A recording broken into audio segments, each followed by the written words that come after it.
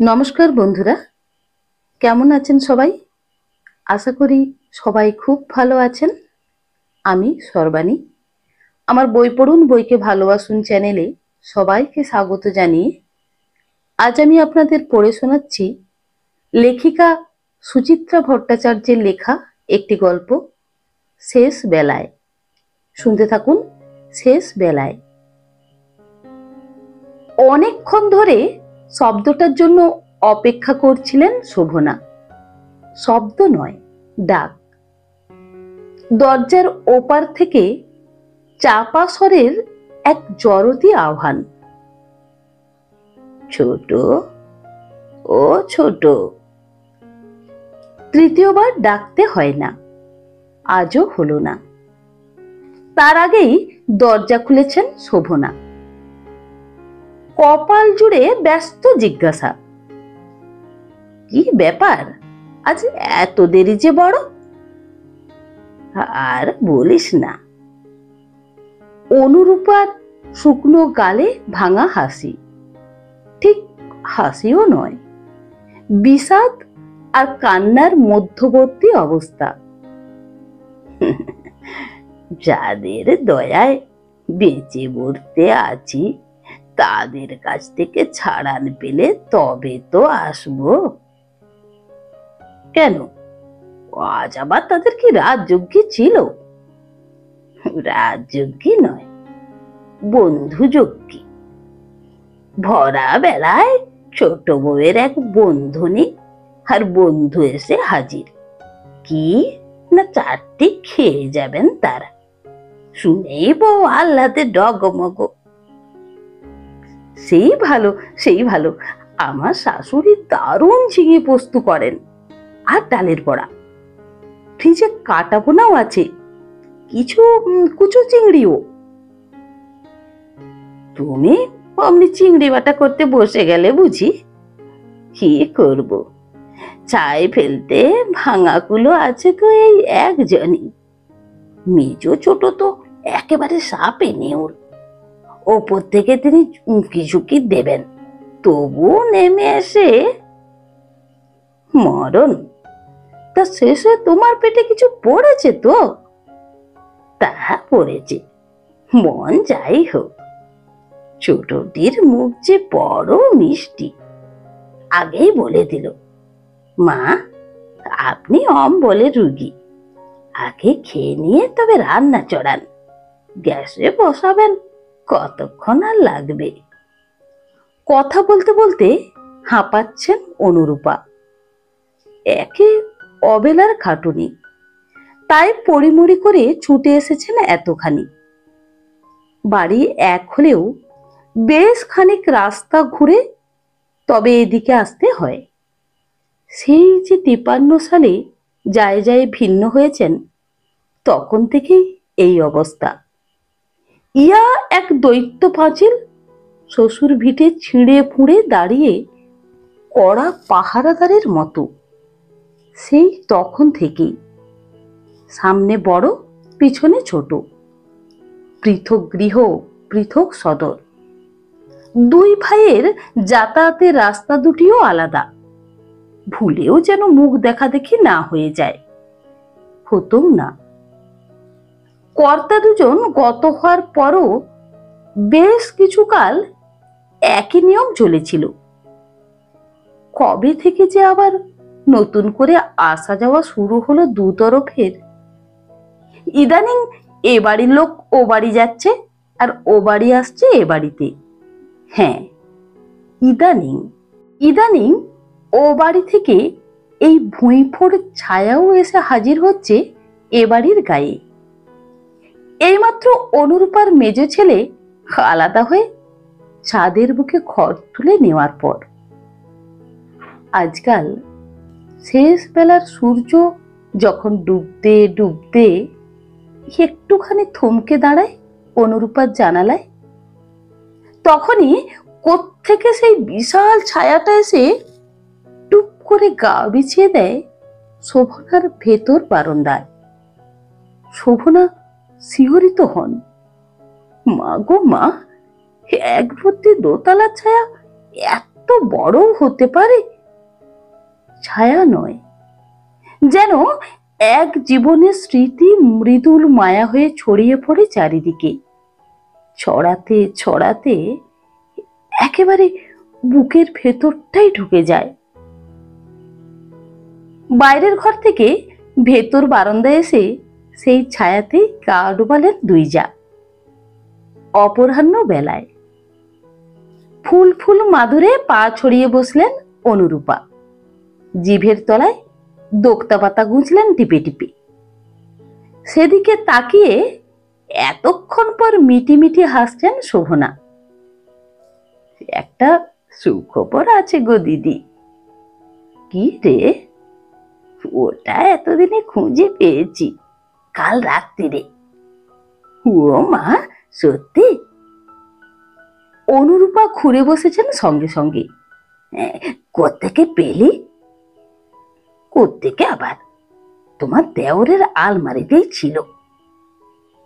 ঠোঁটের হাসি চোখে ছড়ালো শোভনার, মুখে দিগ্বিজয়ী ভাব। এক গাধা পুরনো সব দলিল দস্তাবেজ, তার নিচে স্টিলের বাক্স, তার পেছনে দুটো কাঠের খাঁজে। কি কাণ্ড! ওইখানে রেখেছিল কে? কে আবার? তোমার দেওরে হয়তো লুকিয়ে রেখেছিল কোনো সময়। নকল অভিমানে চোখ কাঁপল শোভনার। মনে নেই মাঝে মাঝে কেমন লুকিয়ে রাখতো যেখানে সেখানে, আর আমরা খুঁজে হন্যে হতাম। সত্যি ঠাকুরপোটা ভারী বিচ্ছু ছিল। অনুরূপার হাসিতেও কপট অভিযোগ। কি পেছনেই না লাগতো আমাদের।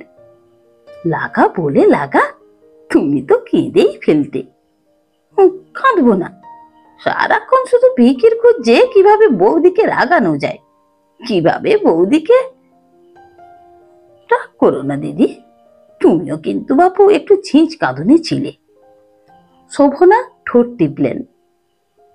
বড় ঠাকুর তোমাকে আদর দিয়ে দিয়ে, আহা, তোকে নিয়ে ঠাকুরপো যেন কম আহ্লাদ করতো। সব মনে আছে রে আমার। কথায় কথায় গোসা ঘরে দৌড় আঁটতিস, খাবি না, দাবি না, কথা বলবি না।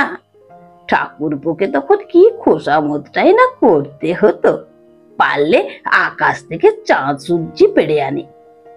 ভাবছিস সেসব কথা ভুলে গেছি? না, ভুলে কেউই যায়নি। শোভনাও না, অনুরূপাও না। কিছু কিছু ছবি চিরকাল থেকে যায়, রং জ্বলে গেলেও। সেই সব নেড়ে চেড়েই তো বেঁচে থাকা শেষ জীবনে। অনুরূপার থেকেও শোভনার স্মৃতি অনেক বেশি তীক্ষ্ণ। চোখ বুঝলে গোটা জীবনটাকেই স্পষ্ট দেখতে পান এখনো। জীবন তো নয়, যেন এক রংদার নকশি কাঁথা। শুরু হয়েছিল একটা স্বপ্ন সুতোর ফোঁড় দিয়ে। তারপর কত সময়, কত জন যে এসে রং বুনে দিতে গেল তাতে। মা, বাবা, ভাই, বোন, স্বামী। হলুদ, সবুজ, গোলাপি, বেগুনি, লাল। লতা পাতা, ফুল ফল আর পাখিতে নীল জমিনের কাঁথা কখন যে রং নকশার বাহারি আলপনা। ব্যবহারে মলিন, জীর্ণ প্রায়, তবু এখনো কিয়ম। এত সুতো ছিঁড়ে যাওয়ার পরও স্বামী গেলেন প্রায় ভাসুরের সঙ্গেই হাত ধরাধরি করে। কথা না থাকলেও প্রাণে প্রাণে যে কত টান ছিল এখন বোঝা যায়। দাদা যাওয়ার পর প্রায়ই অন্যমনস্ক হয়ে যেত ভাই। সাহস করে মন খুলতেন না। শোভনা টের পেতেন সবই। একটা বয়সের পর অনেক কিছুই অনুভব করা যায়, তবে তখন আর সময় থাকে না। থাকলেও নিজের জেদের কাছে সহজে মাথা নোয়াতে চান না কেউ। বাইরের ঘরে ঘড়িতে টুং টুং শব্দে 3টে বাজছে। শোভনা সচকিত হলেন। বেলা গড়িয়ে এলো। আজ আর গুছিয়ে বসার সময় নেই, একটু পরেই ঠিকই ঝি আসবে, তারপর ভারী। নাতি নাতনিরা ফেরে তারও কিছু পরে, 4:30 নাগাদ। অফিসে যাওয়ার আগে বউ আজ পই পই করে বলে গেছে, ভারী যখন জল দেবে তখন একটু ভালো করে লক্ষ্য রাখবেন মা। জ্যাঠাইমার সঙ্গে তো গল্পে মশগুল থাকেন, ওদিকে ভারী 4 ভার জল দিয়ে 5 ভারের দাম নিয়ে যায়। শোভনা আমতা আমতা করেছিল, 4 কেন দেবে, 5ই তো দিল, আমি দেখেছি। থামুন তো, আমার চৌবাচ্চার মাপ জানা আছে, তাকালেই বুঝতে পারি। এইভাবেই চ্যাটাং চ্যাটাং কথা শুনিয়ে দেয় বউ, সকলের সামনেই। মান্তু শুনেও শোনে না, শুনবেই বা কেন? বউ অন্ত প্রাণ এখন, মার দরকার ফুরিয়ে গেছে। ভাবতে ভাবতে একটু অন্যমনস্ক হয়েছেন শোভনা। অনুরূপা হাসছেন চোখ নাচিয়ে। কি ভাবতে বসলি রে উদাস চোখে, ঠাকুরপুর কথা? না গো দিদি। শোভনার গলা কাঁপলো সামান্য। ফেলে রেখে যে চলেই গেল, তাকে বারবার মনে করে কি লাভ? ঠিক বলেছিস। অনুরূপা নড়ে চড়ে বসলেন। যা, চটপট ওটা নিয়ে আয় তো দেখি, 2-3 দান খেলে নেই। শোভনা ঢোক গিললেন। দেরি হয়েছে যখন, আজ নয় থাক, কাল থেকে বরং। দূর, 2 দান খেলতে কতক্ষণ লাগবে? অনুরূপা স্বরে বালিকা আবেগ।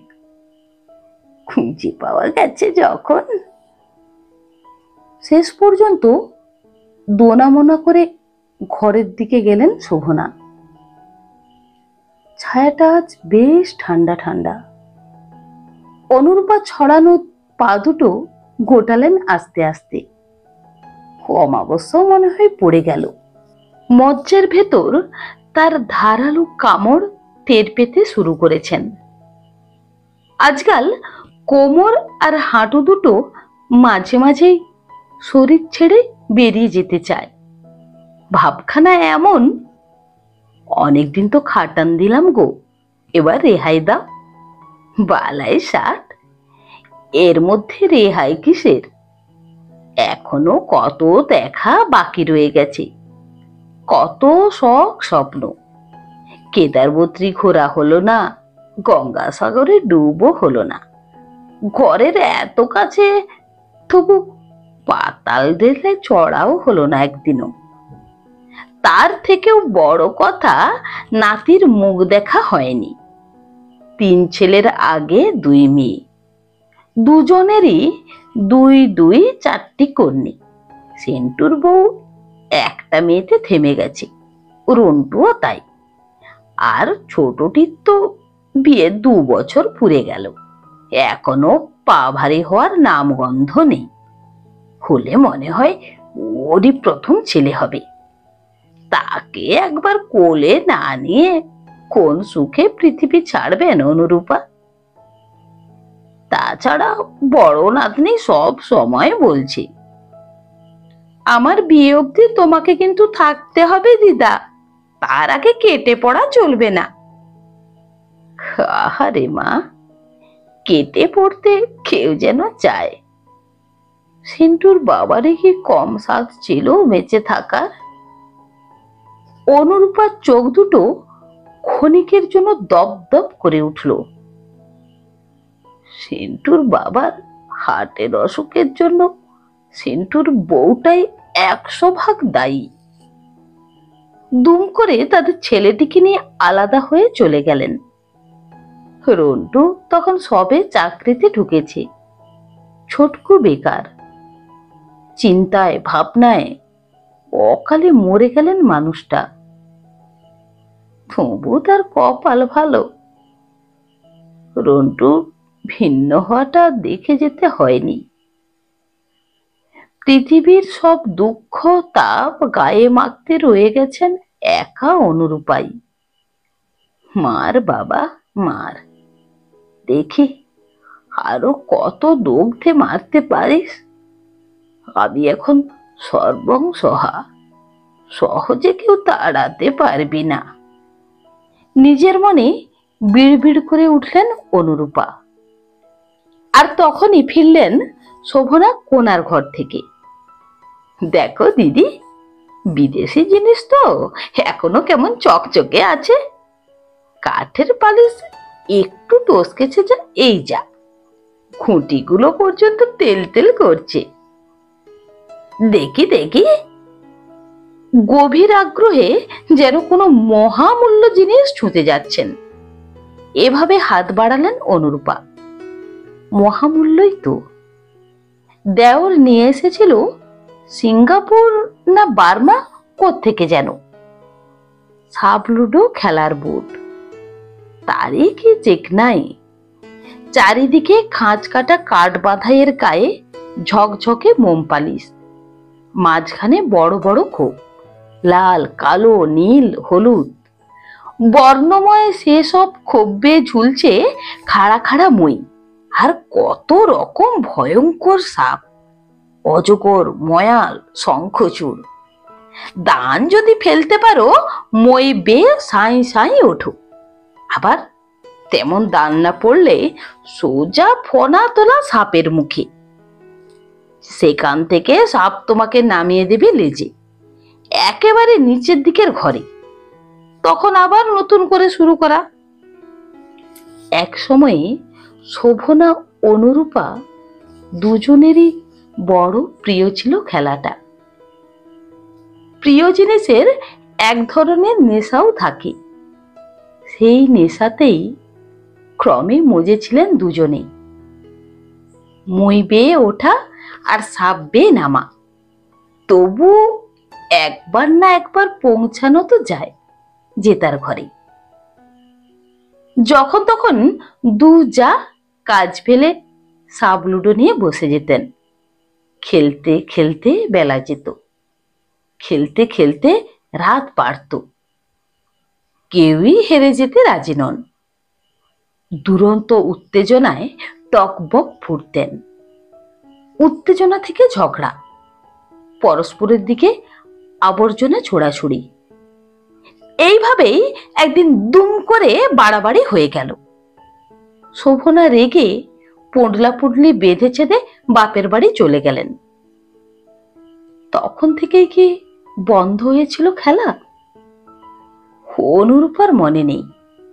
শোভনাও ভুলে গেছেন কোথায় শেষে তুলে রাখা হয়েছিল খেলনাটা। তন্ন তন্ন করে খুঁজেছেন কদিন ধরে, আনাচে কানাচে, পুরানো বাসি সব কিছুর মধ্যে। মান্তুর বউ বলেছিল, কি আমার লুডো যার জন্য বাড়ি তোলপাড় করছেন? বাবু আরটা নিলে খেললেই তো হয়। হয়, তবে আজকালকার লুডোর সঙ্গে ওখানার তুলনা। 5 শিকে 2 টাকা দিলেই যা কিনা সহজে কিনে ফেলা যায়। এখনকার বোর্ডে তেমন মইকই, সাপই বা কোথায়, যা দেখলে গা ছমছম করে ওঠে। দূর দূর, সাপের বদলে এক গাদা ড্রাকুলা মাকুলা আর স্পুটনিক। শোভনাদের তাতে পোষাবে কেন? মাদুরের ওপর বিছানো বোর্ডে অনুরূপা হাত বোলাচ্ছেন। শোভনা একটা লাল একটা সবুজ গুটি বার করে রাখলেন শুরুর ঘরে। নাও, তুমি আগে চাল দাও, বাবুয়া ফেরার আগে সরিয়ে রাখতে হবে। তার হাতে পড়লে আর খবরদার, ওদের হাতে একদম দিবি না। এটা শুধু তোর আর আমার জন্যে। শিশুর মতো খিলখিলিয়ে হাসিতে ভেঙে পড়লেন অনুরূপা। দুধ সাদা চুলের গোছা ছড়িয়ে পড়ল পিঠে। শোভনাও লাজুক হাসলেন ভাঙা গালে। ঘটঘট করে হাতির দাঁতের গ্যালাস ছক্কা ছুড়ল। পর তোরে আমার পুঁট দোক্কা, তুই চাল। আই তোরে আমার পুঁট তেরে। অনুরূপা সুর করে উঠলেন, এবার দেখ আমার ঠিক পুঁট পড়বে। যতই হোক আমি তোর বড়, আমি বেরোবো আগে। বেশ, পারো যদি বেরো। অনুরূপা আবার চাল ছুঁড়লেন, 5। শোভনা ফিরে চাললেন, 6। ঘুরে ঘুরে কিরকির শব্দ তুলে নাচছে ছক্কা, যেন নতুন বউটির চঞ্চল পায়ের নূপুর, নাকি নিছকই ধ্বনি যৌবনের, প্রাণের, জীবনের।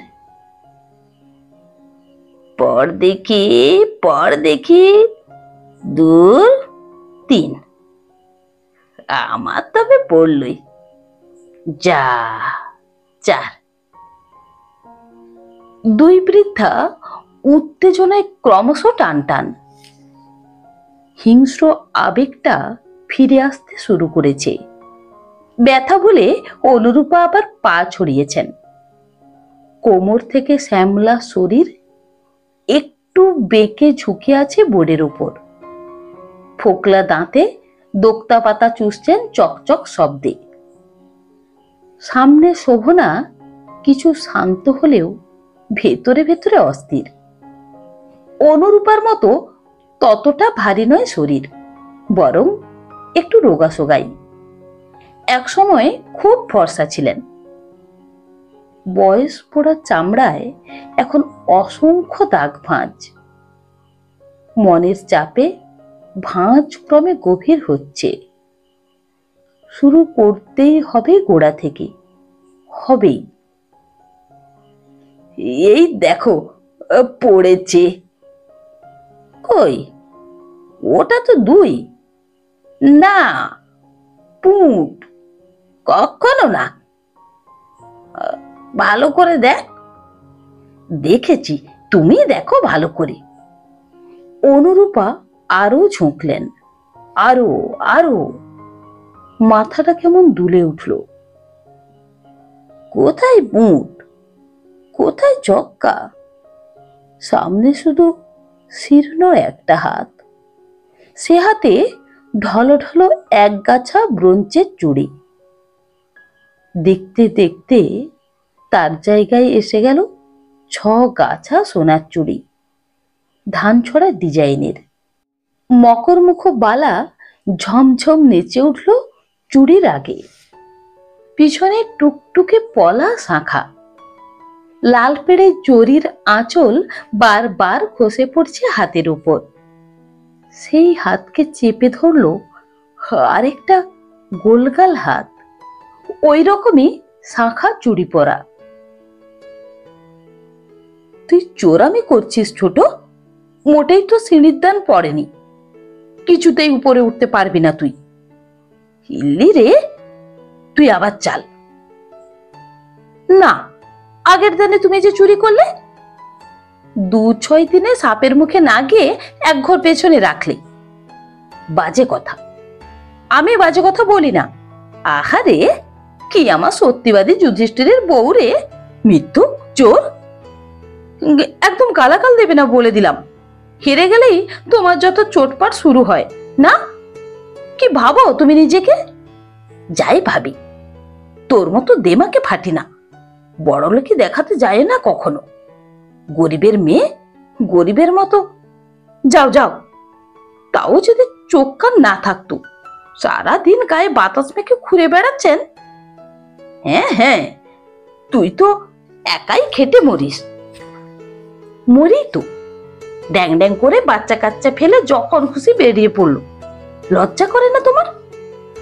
থাক, আমি বেরোলে তুই যেন কত সামলাস আমার সবকিছু, তাও যদি না জানতাম। নিজেদেরটি আগে সামলে বুঝে নিচ নিচ, অত্যন্ত নিচ তুই। ইতরের মতো কথা বলো না দিদি। কি, তুই আমাকে ইতর বললি? ছোট লোকের মেয়ে, যত বড় মুখ নয় তত বড়। দাঁড়া, আসো গাছ তোর ভাসুর, একটা হেস্ত নেস্ত না করে। যাও যাও, যার কাছে খুশি গিয়ে কাঁদোগে যাও। তা তো বলবি, বাসু শ্বশুরকে মান্নি করতে শিখেছিস কখনো? মান্নি করা তুমি শেখাতে এসো না। তুমি যেন বড়দাকে কত মানো, শাশুড়িকে কম হেনস্তা করেছো সেদিন। বেশ তো, আমি নয় হেনস্তা করি, তুই তাকে মাথায় তুলে নাচলেই পারিস। আমি কেন একা করতে যাব? শাশুড়ি আমার একার না। একার তোর শুধু ভাত আটটি, হিংসুটি, চুলকিখোর। মা গো মা, কি ঝগড়াই না করতে পারতো শোভনা, কিছুতেই হার মানবে না। শেষ দিকে শাশুড়িকে পর্যন্ত ল্যাজি গোবরে করেছিল। অনুরূপা দু হাতে মুখ ঢাকলেন, জোর করে বিশ্রী ছবিগুলো সরিয়ে দিতে চান মন থেকে। আজই কেন এমন হচ্ছে? সে কি হারানো দিনের বোর্ডটা সামনে পড়ে থাকার জন্য? অনুরূপার চোখ ভিজে গেল, শরীর টিপ টিপ কাঁপছে। শোভনা তার কাঁধে হাত রাখলেন। কি হলো দিদি, শরীর খারাপ লাগছে?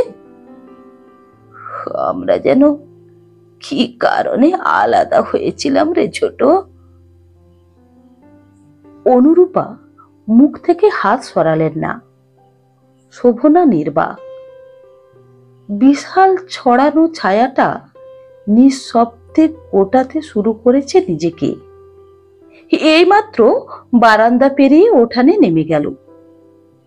শোভনা সেদিকে তাকিয়ে রইলেন অন্যমনস্ক ভাবে। শ্বশুর মারা যাওয়ার পর আর কোনো মতেই থাকা যাচ্ছিল না বড় জ্যাঠির সঙ্গে। কি ভীষণ মুখ, কি স্বার্থপর। বিধবা শাশুড়িটাকে পর্যন্ত বার করে দিয়েছিল রাস্তায় ভর দুপুরে। কি রে, কথা বলছিস না যে? কি বলবো, কাদের জন্য পৃথক হয়েছিলাম রে আমরা? কাদের জন্য আবার? নিজেদেরই জন্য। অনেক দূর থেকে বুঝি উত্তর দিলেন শোভনা। অনুরূপা গলা ঘড়ঘড় করল। যাদের জন্য এত কিছু, তারা কেউই আর আমাদের সঙ্গে রইল না। ছেলেরা, মেয়েরা। মাঝখান থেকে ভাইয়ে ভাইয়ের সম্পর্কটা, তারাও যে যার মতো চলে গেল। কি রইল তবে? আমরাই রইলাম। অনুরূপা শোভনার হাতে হাত রাখলেন, যেন এই প্রথম, যেন এই একবারই। আয়, সময় চলে যাচ্ছে, আর একবার খেলাটা শুরু করি। ঠিক বলেছ, চেষ্টা করে দেখি না। শোভনা নাক টানলেন। তুমিও চাল দাও। অনুরূপা নাকি নাকি সুরে ডাকলেন, আয় তোরে আমার পোঁট। হলো না, এবার তোর পালা। শোভনা সোজা হয়ে বসলেন। পর দেখি পোঁট। আকুল হয়ে দুই বৃদ্ধা প্রাণপণে পুঁট ফেলার চেষ্টা করে চলেছেন। জলজলে চোখে তাকিয়ে আছেন রঙে আঁকা সিঁড়িগুলোর দিকে, হিংস্র সাপের দিকে। কোনোভাবেই কি তবে আরেকবার শুরু করা যায় না নতুন করে? হায় রে, তীব্র আশায় দুই বৃদ্ধা গলা কাঁপিয়ে শুধুই চিৎকার করে চলেন। আয় তোরে আমার, আয় তোরে আমার, আয় তোরে আমার, আয় তোরে আমার। বন্ধুরা, আমার এই গল্প পাঠ যদি আপনাদের ভালো লেগে থাকে তাহলে আমার গল্পটিতে একটি লাইক দিয়ে আমার চ্যানেলটিকে সাবস্ক্রাইব করে আমার সঙ্গে থাকার অনুরোধ রইল। নমস্কার।